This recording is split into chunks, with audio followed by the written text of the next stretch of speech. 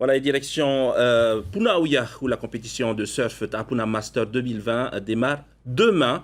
L'inauguration s'est déroulée cet après-midi en comité restreint. La compétition, quant à elle, se déroulera à huis clos pour garantir la sécurité sanitaire des athlètes. Ils seront les seuls admis sur l'embarcadère. Une ligne de sécurité a été délimitée sur l'eau, mais uniquement pour le staff des surfeurs. Pour parler plus en détail de cette compétition, nous recevons Lionel Tehotou, l'organisateur de la Tapuna Master. Lionel Tehotou, bonsoir. Bonsoir, Sam. Alors, bien sûr, la grande question, c'est année exceptionnelle, compétition exceptionnelle, et il n'y aura que des surfeurs locaux. Oui, effectivement, elle a été programmée au mois de mai, et donc en raison de ce qui s'est passé, on a donc décalé et attendu.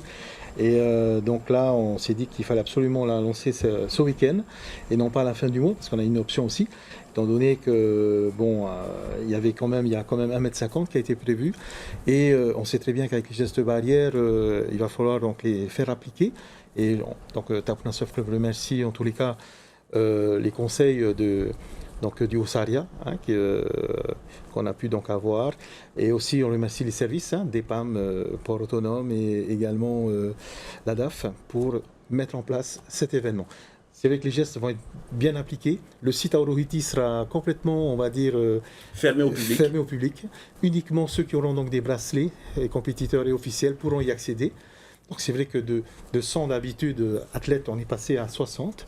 Donc c'est tant mieux pour mieux gérer donc toute la logistique, sachant qu'on fera en sorte à ce que donc sur les bateaux, bien sûr, tout le monde puisse porter donc les masques. Et d'ailleurs, ça sera mis à disposition parce qu'avec sur le site de Orohiti, donc on fera tout pour que les surfeurs soient protégés et protègent les autres. Donc les bateaux, pareil, 6 personnes par bateau, avec des navettes juste pour les compétiteurs, et également deux autres bateaux qui attendront les compétiteurs.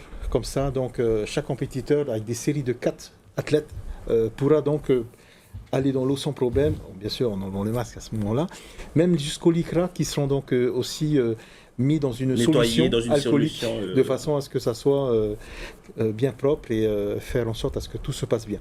Donc pareil, les officiels aussi joueront le jeu, et donc c'est vraiment pour nous une édition très spéciale, et on veut vraiment qu'elle puisse protéger donc tout le monde. Ça a été très compliqué. Donc, est-ce que ça servira également de test pour l'organisation des prochaines compétitions, parce qu'on ne sait pas comment l'épidémie va évoluer? Sans doute, parce que bon, on parle par exemple sur le plan international, là, il y a une grande compétition qui se met en place sur Hawaï là, et pour les pros. Mais donc, je crois qu'ils réfléchissent sur tout ce qu'il va falloir mettre en place.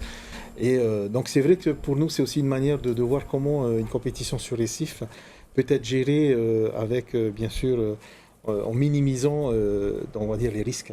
Donc, c'est-à-dire que tout le monde joue le jeu. Alors, c'est surtout ça. On veut que tous les plaisanciers qui ne font pas partie de la compétition ne puissent pas vraiment... Voilà, d'où la ligne de sécurité qui sera mise en place, et il y aura également la gendarmerie qui devra faire quelques rondes pour forcément présents, forcément, et en tous les cas on est prêt à collaborer avec eux de façon à ce que ça se passe bien, et faire en sorte à ce que une belle compétition puisse se terminer à Tapuna. Voilà, merci beaucoup, et on vous souhaite bonne chance, Lionel, pour cette compétition, et Faïtuto pour la suite des événements.